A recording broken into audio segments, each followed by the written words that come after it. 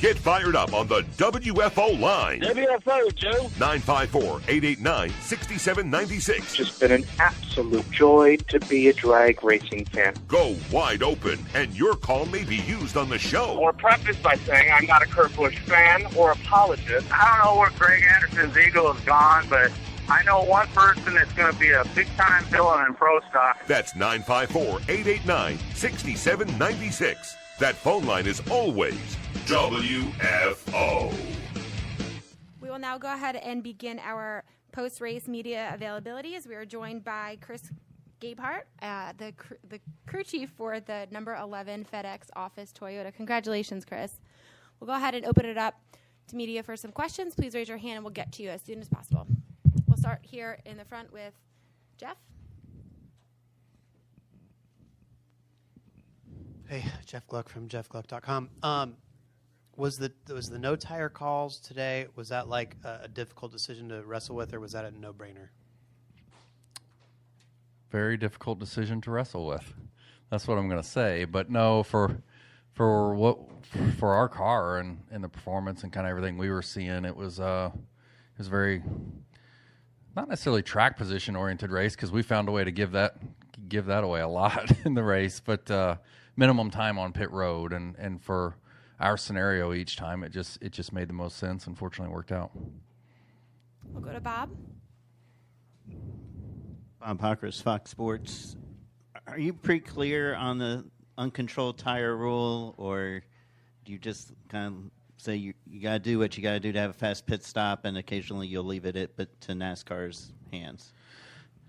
Yeah, I mean, NASCAR's done a good job of making everything pretty black and white on that. Of course, in the heat of the battle, it's my job to argue our case, especially when I think it's close. And in that case, we felt like it was, but the call didn't go our way. And at that point, you got to play the ball where it lies and rebound, regroup, and Denny and the team did a good job of that. And we are now joined by a race-winning driver, Denny Hamlin, driver of the number 11 FedEx Office Toyota for Joe Gibbs Racing. Congratulations, Denny. Oh, shit. Hang on.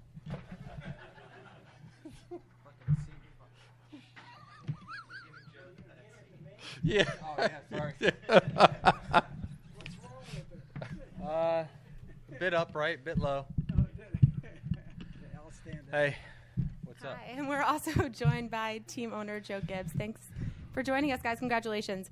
We'll continue with our media availabilities. If you have a question, please raise your hand. Well, this is about normal. We'll go over here to Jerry and then down to the front to Dustin.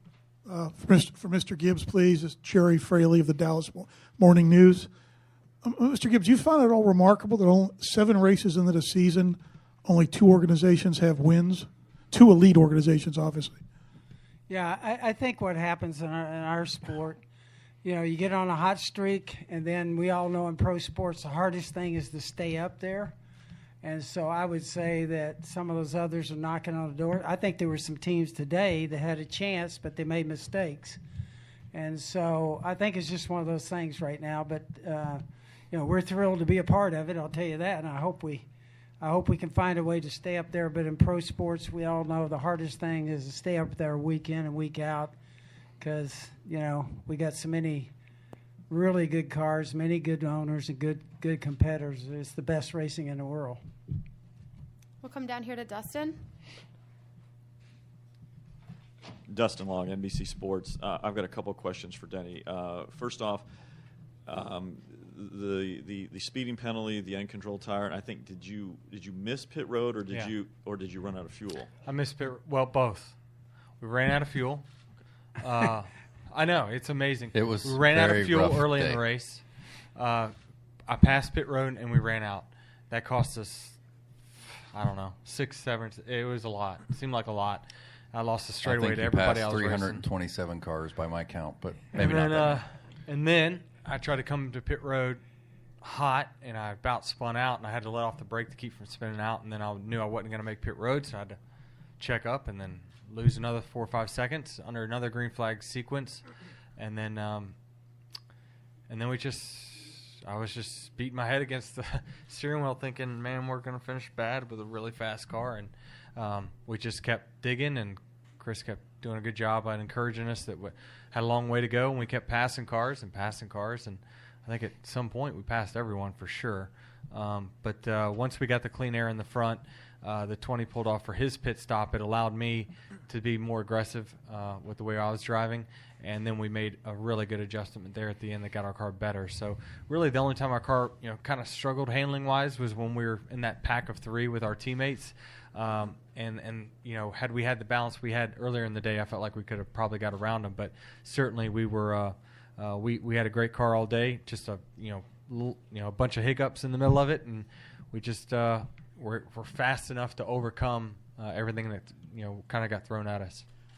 Obviously, this rules package was one of the intentions was to kind of close the gap with the field or keep the field closer at times. The leader didn't get way out away. Without this rules package, do you win this race with these penalties and issues playing out? Yeah, I'm not sure. I mean, as fast as our car was, I mean, maybe not, but certainly, our car was really reliant on drafting, having somebody in front of me to run fast lap times.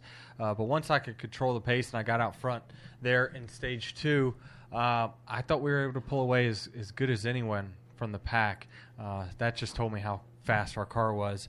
I was able to drive it more aggressively, and then from that point on, I really thought I figured something out inside the car that made me be able to be more aggressive even in traffic than what I was earlier in the day.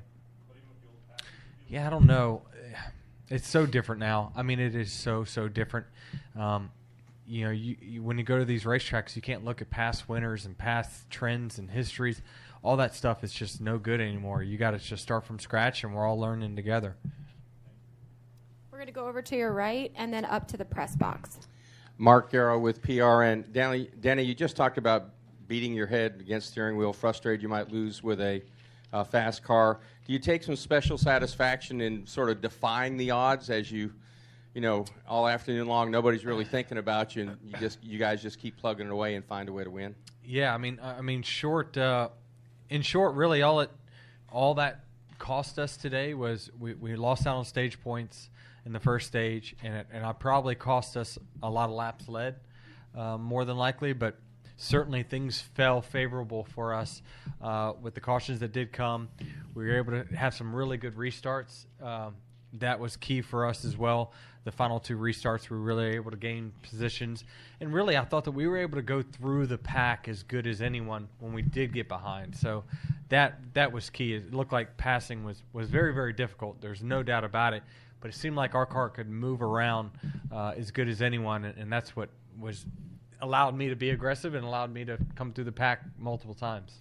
As a follow-up, how do you feel about this major momentum that this team has here at the beginning of the season? Yeah, it's good. I mean, we're really doing well with bringing fast cars to the track, and obviously me and Chris are still trying to learn each other and figure out what each other need, and each week we're learning more and more. So I think that each week really from when you get past Daytona, and that was amazing, but all the other racetracks, I feel like we've gotten better and faster every single week from the beginning of the year. So I think a lot of that is them just trying to figure out my style and me trying to adapt to this style of racing. We'll go ahead and take the questions in the press box. Lee Spencer, RacingVoice.com. Gabehart, you said, I can't wait until we start executing.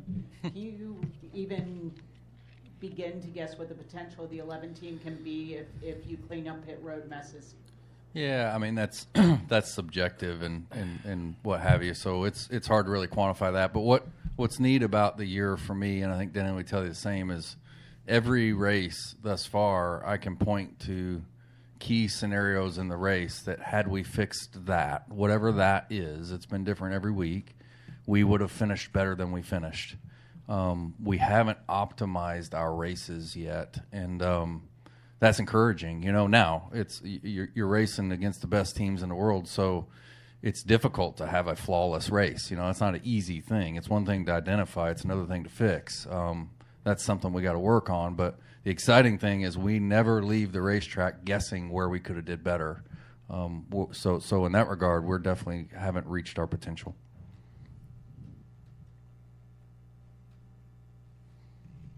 Are there any other questions in the press box?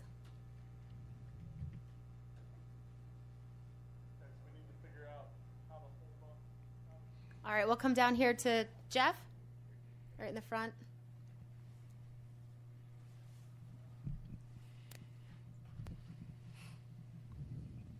For Denny, this looked a lot more like the Vegas test where we thought everybody was going to be closer together. Was that because of the cooler temps or the VHT or both? No, you could run more wide open here. It all has to do with as soon as there's off throttle time, that's when the cars get spread out. Everyone could pretty much run wide open through 3 and 4 here today. So really, in essence, you had about 1.25 miles of straightaway, and really only turns 1 and 2 was the only place where you couldn't run wide open directly behind somebody. You could run wide open behind someone in 3 and 4. So there was more grip at this track than what we've had at any of the other tracks.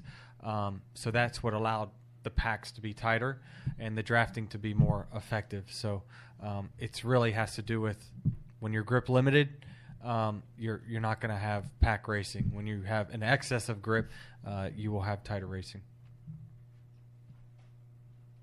Are there any additional questions?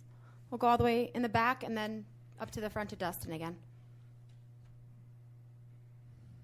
Jordan Collard, North Texas Daily. Denny, with your second win of the year under your belt, you're still 8 points behind Kyle Busch. What's your mindset going into Bristol? Try to win and be first. That'd be awesome. We're doing a good job of plugging away. We're getting stage points. We're running up front. That's what I care about is just running good every single week. And this year has just been different than the last 4 or 5 years, I guess. Just in the sense of, it seems like we have speed. With a little execution, I certainly believe that, we easily could be leading the points. But the 18, has out-executed us a few races, and that's really been the difference. And so I really believe that this team is not even close to where it's going to be in 2 months. So pretty optimistic. All right, we'll come down here to Dustin and then over to Zach.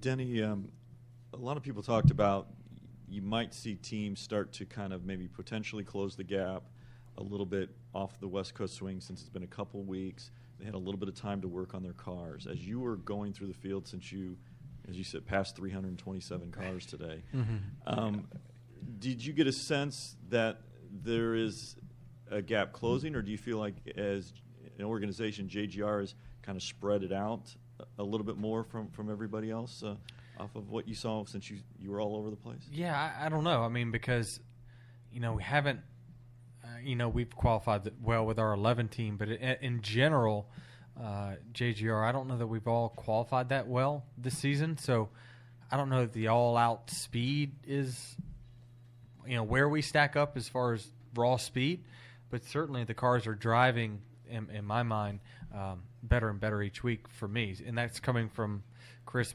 the feedback I give him. He makes adjustments, and we get better. So, he told me this morning that he was optimistic we had a race-winning car, and I'll be honest with you, I thought he was full of shit. I thought that we really struggled with the balance of the car all weekend.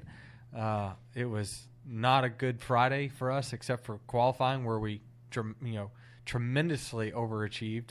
But he surprises me.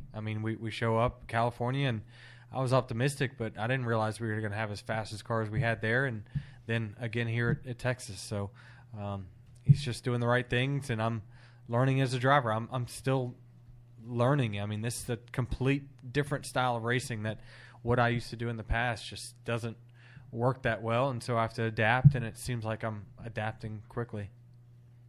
We'll go to Zach, and then we'll finish up over here with Mark. Zach Tanzwetti, kickthetires.net. Do you really think you had something for the 18 car there at the end if he didn't have those issues? You and Eric seemed closer than most of the race up until that point, but he's always a hard guy to pass. Yeah, he's definitely a hard guy to pass. All I can kind of go off of is every time I was around him, I was catching him. I don't know. It just seemed like whoever could get out front could definitely run the pace, especially through 1 and 2, and everyone else would have to just, manage their cars around that. But certainly, we beat them right there on the restart before this end of stage 2, and then we pulled away, and then he got passed by a couple cars, it looked like. So I certainly thought that we had a car certainly that was capable of winning, and we were able to get that done. So, yeah. We'll go over to your right to Mark. Mark Aragon, PR, and this is for Chris and Coach. There's always pressure to get to the top and get a gap on everybody. What's the pressure like now for you guys when you clearly, you and Team Penske have a step on everybody else, the pressure to keep that, to keep the same momentum you have now when it really pays off at the end of the year? Yeah, I think for me, that is the hardest thing in pro sports, and particularly in NASCAR, we have so many competitive teams, and that will be the key to stay up there. So that's our challenge. That's what we're going to have to do. I did want to mention that we're still celebrating JD's life, and Denny mentioned it when he first got in front of the cameras. And so anybody out there that can go to jdgibbslegacy.com, we'd appreciate it. And I think Denny mentioning that is a huge deal for us. And the other thing I wanted to mention is coming to Dallas is a huge deal for us, because we had our Norm. Today we had Norm and Interstate, which is a huge deal, our founding sponsor. We just announced this week our extension, which will take us through 30 years of being together. And Norm got us started. We got Toyota, a big partner here that now is in Texas and here in Plano. So it's a huge deal for them also. So those two things I wanted to mention. It's just a huge deal coming here. So many companies are here, and we do so many hospitalities. And as you guys know, it's a huge deal for us, our sponsors, and really, really important for us. Yeah, that's a great question. I guess for me, I've always found that my biggest competitor is myself. So week in and week out, I just compete to be better, whether it's with the engineers or communicating with Eric, the car chief, or the aero group back at the shop, or Denny, or whatever it may be. How can I be better? That's always been a really good guiding compass for me. And it's worked out, and I'm so thankful that now where I'm at with FedEx and Joe Gibbs Racing and Denny Hamlin, that's really the only thing I need. If I get better week in and week out, I have all the resources around me to take this team to heights unknown. And that's a tall task. That's not easy. You're right. I mean, we're racing against the best in the world, but it's like I've been saying to everybody else, winners want the ball. So let's do it. Thank you all for joining us, and congratulations. Thank you. Thank you. This is WFO Radio.